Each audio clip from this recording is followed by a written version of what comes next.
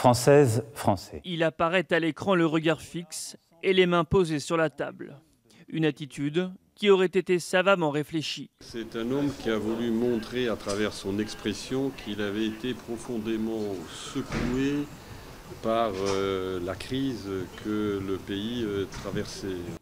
Lors de ce discours d'une dizaine de minutes, Emmanuel Macron a annoncé l'annulation de la hausse de la CSG pour les retraites de moins de 2 000 €. Quelques heures plus tôt, son ministre de l'économie, Bruno Le Maire, avait pourtant assuré que le gouvernement ne ferait aucun geste en leur faveur. Un retournement, comme pour montrer aux Français qu'il est bien le seul maître à bord.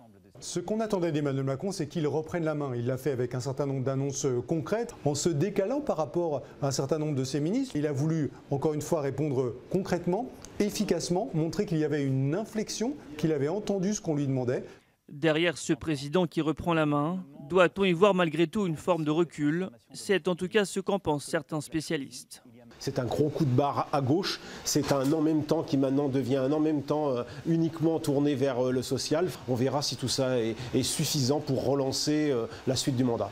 Un changement de politique et d'attitude, mais qui n'ont qu'un seul but, apaiser les tensions entre lui et une partie des Français.